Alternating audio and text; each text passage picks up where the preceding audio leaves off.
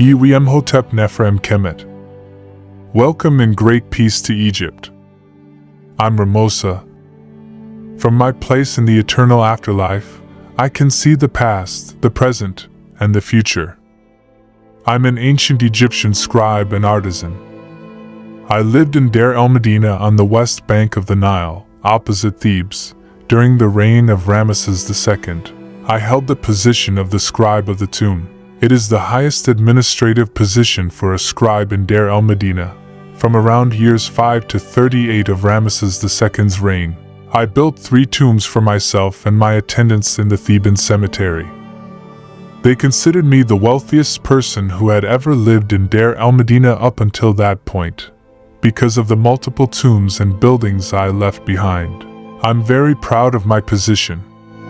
I and my wife, Weah, had made extensive offerings to fertility gods like Hathor, Min, and Taret, and even foreign divinities, such as the Asian goddess of love, Kadesh. Alas, despite these donations, we didn't have a child of our own. So, we adopted a child, who would be known as the scribe Ken Hirkopshef. We wished that he could inherit my estate. Despite the deep sadness in my heart for not having a child of our own, I will take you to the world of our family life as ancient Egyptians. Our existence is like a cycle of a glorious drama. It starts with birth, followed by life, conflict in life, death, resurrection, and again a new birth. This cyclic phenomenon is attributed to goddess Ma'at, the goddess of justice, truth, balance, equilibrium, harmony, righteousness, order, discipline. She established the cosmic harmony according to her rules. This balance of the cosmic harmony is noticed in the cyclic phenomena of the daily sun, rising and setting, the monthly moon, waning and waxing, the annual river, flooding and ebbing, and the yearly dog star, rising and disappearing. So after death, there will be resurrection and rebirth of all these phenomena, as above, so below, as in heaven, so on earth. Our resurrection as people will be in the paradise, there in the eternal afterlife. The paradise is a copy of Kemet or Egypt, our country, perpetuating our life on it. The tombs of our nobles were decorated with scenes of the daily life activities of different classes, which we wanted to perpetuate in the hereafter. We recorded everything about our society and family life on the walls of our tombs. So, we copied our happy life experience and pasted it on the walls of the tombs, especially those of the nobles. We hope that this is the kind of everlasting life that we will enjoy in the Ira fields, that is to say, the paradise in the hereafter. Some nobles wrote their autobiographies that explained our life as well. At a later time, some foreign travelers came to Egypt from Greece or Rome, and they stayed with us for a reasonable time to tell later what they heard from us. Most important of these travelers is Herodotus. He came to Egypt around 450 BC. He wrote his great book known as Egyptiaca and recorded his famous statement, "Egypt is the gift of the Nile." How did we develop the concept of the family life that we recorded as I mentioned? The concept of the family life started since the time of the creation of the universe. And this is attributed to the big holy family, which you call the ENNEAD. It is a group of 9 deities who created the universe. This starts with the great god Adam, followed by 8 deities that represent air, moisture, sky, earth, good, evil, magic, and protection. The members of this ENNEAD represent the powers of our cosmic harmony. The idea descends from these divine powers to our world. And now the creation of our world is in turn attributed to a triad, which is a group of 3 gods forming a divine family. Great centers in our country developed their own theory about creation. Most important is the triad of Thebes formed of Amun, Mut, and Khonsu as a god, goddess, and a child god. Again, as in heaven, so on earth. We were created in the image of the divine family. Thus, the family is the cornerstone of life. This is a common family, a couple and their child. This is a couple of nobility, Archaeotep and his wife, Nofret, dating back to 2500 before your common era. And this is a royal couple, Amenhotep III and Queen Tai, dating back to 1400 before your common era. This is the big family of the noble Ramose. And now, let us have a look on the style of our family life. Our families used to make social gatherings like parties and banquets. These parties could be arranged only for women, or could be arranged only for men, or could be mixed parties for men and women. In the familial parties, they could enjoy the performance of female musicians like here, a harpist, a lute player, a dancer, a flutist and a lyre player. Or it could be male musicians and dancers. Female dancers could also entertain the gathered families in their parties, and could be also mixed dancers.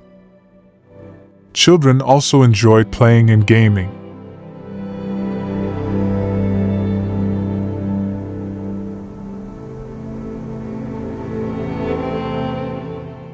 The servants welcomed the guests with welcome flowers and perfumes.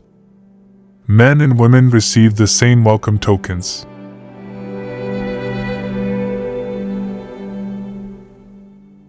Even our private life can be assembled on the walls of our tombs, but in a special way. When a nobleman returns from his work, his wife gives him a great attention while they pass by their servants.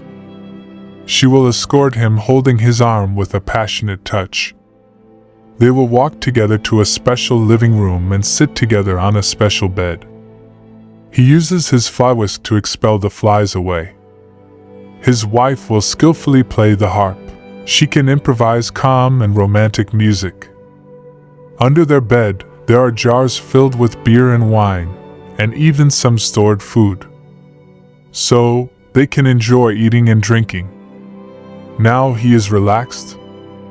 They will leave this living room, hand in hand with this sentimental touch, making their way to the bedroom. The bedroom has been already prepared and cleaned by the servants. 2 of them spread clean sheets on it. This has a special meaning. This is the last scene that we could assemble. No more details. But it is obvious that it is time for private sentimental and sexual pleasure. No one has the right to see or violate their privacy.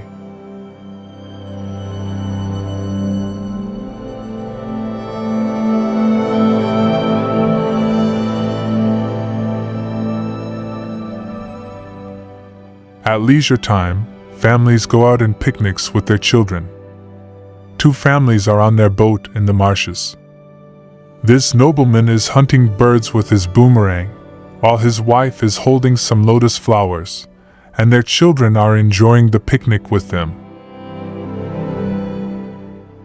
The other one is using a spear to get 2 tilapia fish, while his wife is holding him and their children are playing on the boat. The water is full of different kinds of fish, aquatic birds, and lotus flowers. A small crocodile is seen attacking a fish. A duck or goose is assembled as a symbol of eroticism. It indicates an imminent sexual relation between man and wife later. When they are back home, servants will prepare food.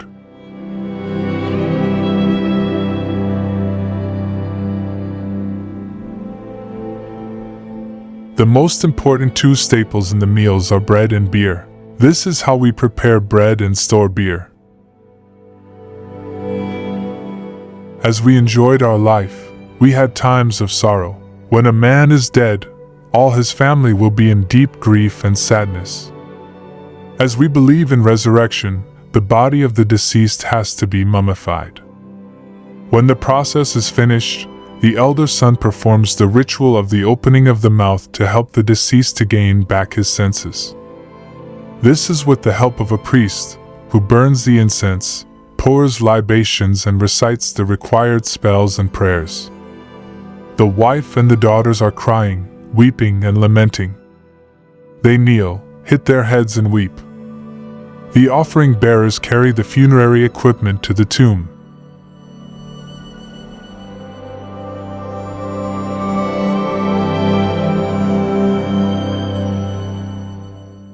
The family members will escort the funerary procession to the last abode, when the procession crosses the river to the cemetery in the west. All family members weep from the accompanying boat.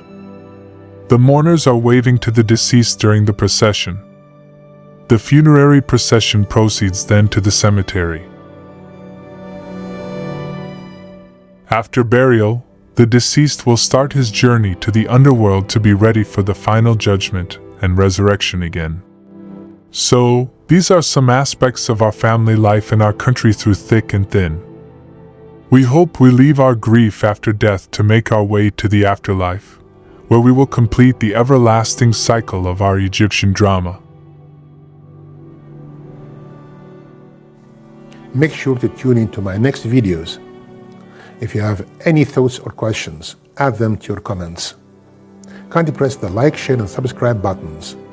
I'm Farag al-Sharabasi and see you in the next episodes. Thank you.